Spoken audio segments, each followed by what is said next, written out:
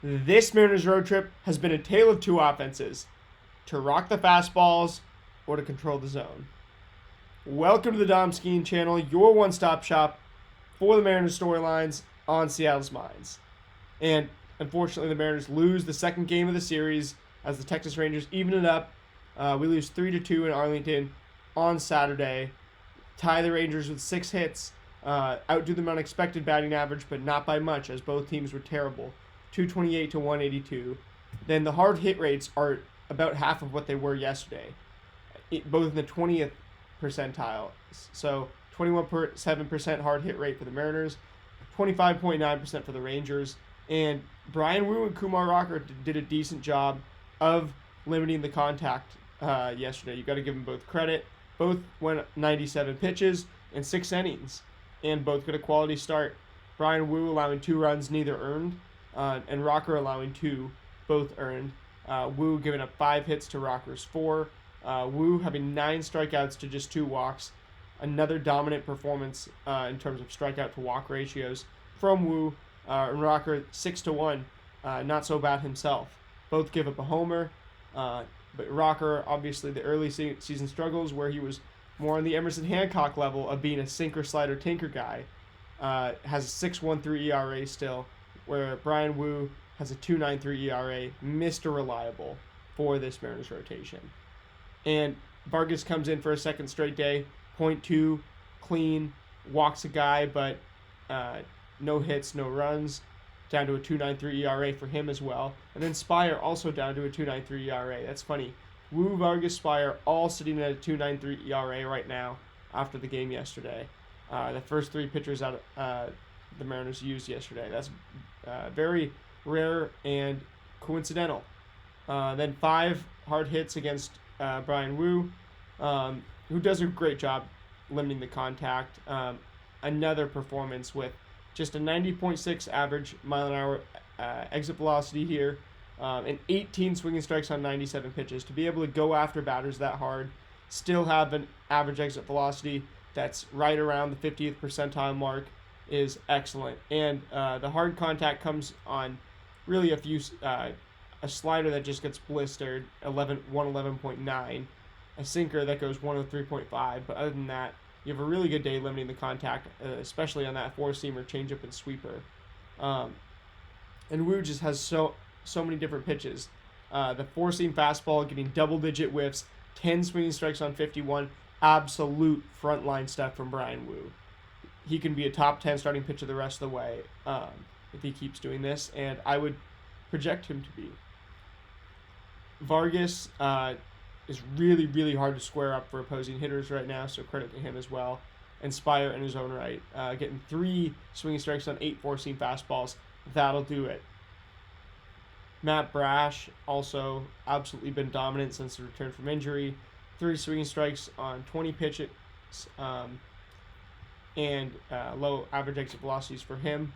Another guy who's just incredibly hard to square up. The stuff, some of the best ever for Matt Brash. And Munoz, 2 swinging strikes on 20 pitches, does a good job. Unfortunately, with that runner on second, Texas gets us in a bit of trouble. And when you look at, Sam Haggerty, longtime Mariner, starts the sending off for the Rangers at the plate. They've already got their runner on second. Munoz gets Haggerty on a 4-pitch strikeout. He misses the bunt for strike 1, then a changeup, which he fouls trying to bunt it, down 0-2. Slider in the dirt for Munoz trying to get Haggerty to chase, then sinker, swinging strike, and Haggerty sat down. You got 1 out, right? Then Josh Smith comes up, slider, pitch 1, hits him in the knees. Unfortunate that slider gets away from Munoz. Then Seager comes up, walks on 7 pitches. That's a professional Corey Seager at bat that really sucks. Then their other $300 million man, Marcus Semien, comes up, singles, which gets Ozuna in from second, Alejandro Ozuna. So another frustrating loss, really, and it's a tale of 2 offenses. Sometimes we're getting 16 hits, sometimes we're getting 6. Sometimes we're scoring 2 runs, sometimes we're scoring 10. And there's really not a lot of 4 or 5 run games in here. So it's interesting to see. We're just one of the streakier offenses in the league at the moment. You think some of these guys might turn it down a little bit. Some of these guys definitely you would expect to turn it on. A guy like Randy, who, despite being a great 4-category contributor and maybe being the most unselfish member of this Mariners team, going 2 for 3 with the RBI in this game, playing good defense, good base running, also had a stolen base in this game. Randy, he contributes basically everywhere but homers, even when he doesn't homer, like right now. The walks, the stolen bases, he leads the team in with 15 right now. And when you look at all the contributions, plus the fact that, he can get hot and homer at a pace that, that we saw him do in the 2020 postseason, tied the record for most homers in a postseason, which I think Freddie Freeman did break this past year with his World Series. But, Randy's a guy who can be the streakiest of streaky, but when he can consistently contribute across the board and everything except for homers, you just have to be thankful, and you have to look at, what that does for the young guys. Everybody else is being so unselfish right now, and I think Randy's the most unselfish player on this team and deserves a lot of credit in the clubhouse. That's really what I wanted to talk about. Our offense is continuing to be unselfish, but it would be nice to have a few more homers out of Julio and Randy, because if both of them end up hitting 20 homers, that would be a bit of a disappointment. But that's what we're going to look to see. Also, I just did my video for Friday's game, and I put Mastroboni in the title, but I didn't talk about it as much as I should have. Mastroboni, obviously, an excellent game on Friday night, just doing all the little things in extra innings. If you watch the game, you know exactly what I'm talking about. I've been a little bit under the weather recently, so sorry for the inconsistent uploading, but we're going to get back at it, do a proper mid-season video at the All-Star break. When we have the All-Star break, I'm going to shift a few things around. And then the last thing I wanted to look at, I know we looked at the lines for Woo and Rocker, but I wanted to try something out. Let me know if you guys like this in the comments below. We're going to try out, we're going to look at the pitcher game visualizations for each, beginning with Rocker. So you see here, Rocker 97 pitches. Let me know in the comments down below if you think this would be helpful to see as I'm talking about it. As I say, the swinging strikes, I can tell you guys how many swinging strikes they have, and then show you guys the visualizations. The reason I don't do this usually is because, I don't like to just read off what's on here. I like to analyze it with, looking at the numbers, looking at it on paper, after having seen the game in person, or obviously on the television. But you know what I mean? You can see some of the good things right here having to do with a little tutorial, the speed. This is just a good visualization for the speed, different pitches. It's a good way to see, the variety of pitches that they threw at speed, at different speeds, and then movement on this graph could be a little confusing, but you see obviously the curveball moves the most, the sinker moves the least. Then the release point, which a guy like Lance Brozdowski can really delve into and tell you exactly why they're doing that. Then this is why I say control the zone, is because you need to control the zone first before you crush the fastballs, and that's what worked for us early. I think we're just getting a little bit away from that. Now we've seen these hot environments. We're trying to smash first pitch and stuff, and I'm not sure if that's exactly what we need to be doing. He throws 54 pitches in the strike zone, whereas he throws 43 out of the strike zone. And you see swung at 49 of the Rockers' pitches, so pretty good job control the zone, right? Not swinging out a lot of this junk outside the zone. However, you're swinging out about 50% of pitches here, taking him really plate discipline-wise, pretty good. But he gets those 10 swinging strikes, 24 foul balls, that really is going to inflate his numbers. And it's a frustrating game when you lose by 1 run, but you see he gets 24 foul balls on just under 100 pitches.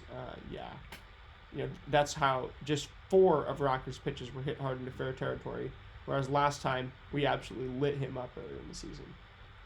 Then moving forward, Bryan Wu, 97 pitches as well. And you see Wu really dominant on the 4 seam. The speeds for Wu, not going to pay attention to that too much. The main thing we want to look at, and then there's the movements, is where they actually were. So relative to the zone, you see 4-seamers, able to throw those 4-seamers in the zone, up in the zone, get some chase outside the zone. Especially the sinker, really able to throw that all over the place, and the way it comes off his hand, it's hard to see. Then the changeups really go in there to inside on the righties and outside on the lefties. That definitely works. That's Will Warren is kind of taking that Bryan Wu approach and doing it himself now. He also has a curveball, a little bit of a different arsenal, but similar approach and similar build too. Then you look at over here, inside on the lefties, he's throwing some sliders, some of the a few sinkers, a lot of 4-seamers just inside. Just pound those 4-seamers inside with the lefties. 45 in the strike zone. You see he avoids the middle of the zone. He lives kind of on the edges of the strike zone. And then really inducing a lot of swing and miss outside the zone. Hey, when you do that, right, and then you get 18 swinging strikes, look at batters swung. Wu doing a lot better of a job than Rocker. So it's a really disappointing to lose this game just from that perspective. 16 foul balls instead of to Rocker's 24. But 18 swinging strikes, just 14 called strikes. And then 7 hit outs, 6 base hits. 5 hard hits on Wu, right? So the Rangers get a little bit lucky. We get a little bit unlucky. But at the end of the day, went to extra innings because it was close. And they were the better team because, they pulled it out at the end. But going to have this game here in the next 10 minutes. Predictions for today's game. I'm going to take... Predictions for today's game. I would love to take Randy to homer. He just hasn't so long. I feel like it has to happen. So I'm going to take Randy to homer. Going to take 6 strikeouts for Luis. Nothing too crazy predicting there. And then I'm going to take a 4-2 win. We have not had a 4-run game in a while. I would like to see 4 runs on 10 hits for the Mariners offense. Just a very standard, churn through Jack Leiter like butter type of game. Get the Vanderbilt arms over the weekend, the former Vanderbilt duo of Rocker and Leiter. Leiter, his baseball savant page is all blue. Castillo's is pretty much as well, but it's the battle of big name guys here who have bad savant pages. So I'm going to take 4-2 Mariners win. Randy Arozarena hits a homer, and Luis Castillo 6 strikeouts. That being said, let me know what you think of the pitcher game visualizations, what you'd like to see me talk about a little bit more, a little bit less, and I will see you guys tomorrow to recap this series. Go M's.